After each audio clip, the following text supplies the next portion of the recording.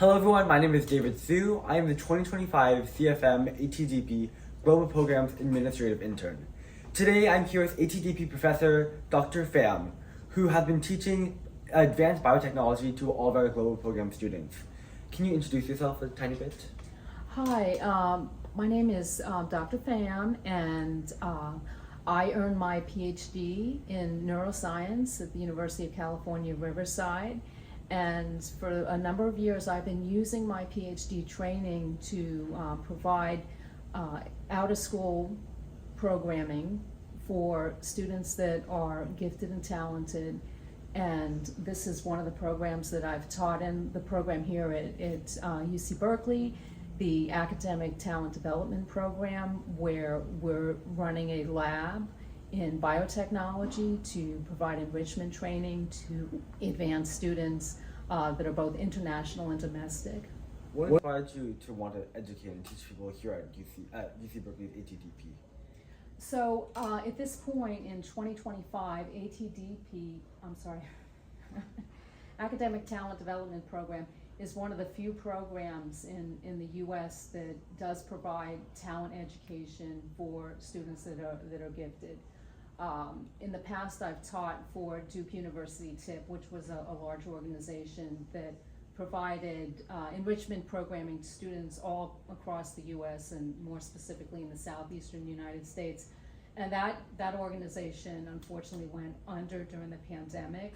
So now there's not as many opportunities for gifted students that would like to receive enrichment education in the summers. And this is one of the few programs that do exist. I think this is really important that we have programs like this, because often you have gifted students that they'll be in their home school or in their own home school district, and they've never met a student that's as profoundly gifted as themselves. And programs like this can bring students from different parts of the world in our international program together, and they can be with students like themselves. And that's an opportunity for them to see that there are actually students that are like themselves and that they can relate to. When you're a teenager and you feel that you're different than everybody else, that can be really hard developmentally. But then when you see, if you're gifted, that, oh, there are other students that are like me, that can really create a wonderful feeling in the student to know that there are other people there that are like them. Did you know from an early age that you wanted to go into science and teach biotechnology in the future, or? My first real interest in science was when I was in high school. When I was in the 9th grade, I took a biology class, and that class was really pivotal for me. So at that point, we were actually studying genetics, and I was really excited to learn about how genes can be crossed and related, and having had that early experience, and a teacher that was very inspirational. The teacher was a fantastic teacher and educator, and that inspired me to want to work in that field, specifically in biology.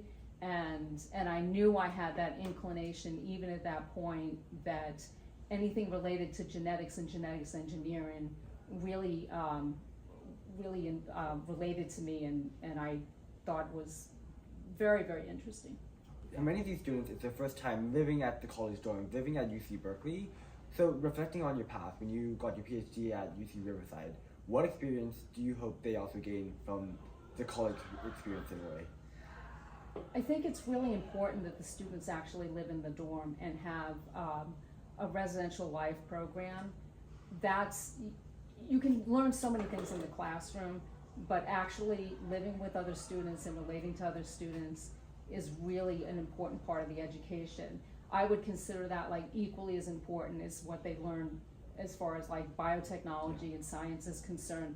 Whether they remember when they leave here what they learned specifically in the class, it's great if they do, but if they don't, just haven't had those experiences with the other students, I think is really, really important. And then you're also one of the best professors here at Academic Talent Development Programs because you also adapt to the students' strengths and weaknesses, to their learning abilities. So what do you do to make it sure that they're always catching up and learning the material? I try to be very flexible as far as what the students can, or what the students are learning in the class. I try to adapt the class to the students, as you mentioned.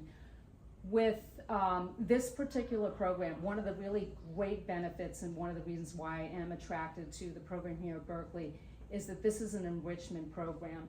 So we don't have to worry about meeting any sort of state or national standards as far as the class is concerned. So what that means is that I can make the curriculum a lot harder than what the state standards or national standards would be, or if necessary, I can back it down a little bit. It's all related to like the students that come together, and each group is different. So what I would teach this term is not exactly the same as last year. It's all based on like what the students need. Okay.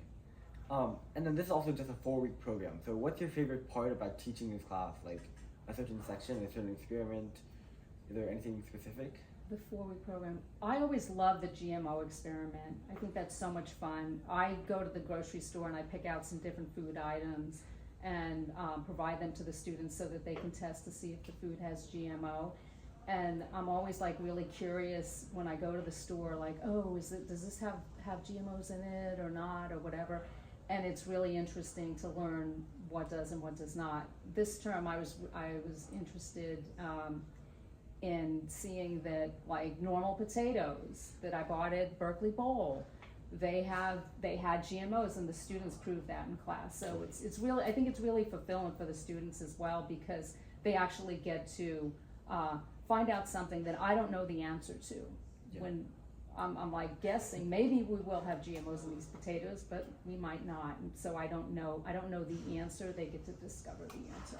What message do you hope to leave behind to all these students when they go back to their countries, also to the future innovators, scientists, and everyone out there? What last message do you have for them? So when students come to me in a program like this, I know that many of them have a strong interest in science, otherwise they wouldn't have signed up spend their time in their summer break doing this. But I realize that not all students are going to go on to become a scientist or maybe a medical doctor or some other scientific profession. But what I think is really, really important is for them to take what they've learned here and to apply that as citizens. So students, they can learn basic things about how genetics works, how science works, and then hopefully they'll use that to think about the world and their environment more critically. If they do that when they leave, then I consider myself a success. Yeah. Well, thank you so much for this interview. Okay. It's been a Thank real you. pleasure and honor. Thank you. Thank you. Thank you.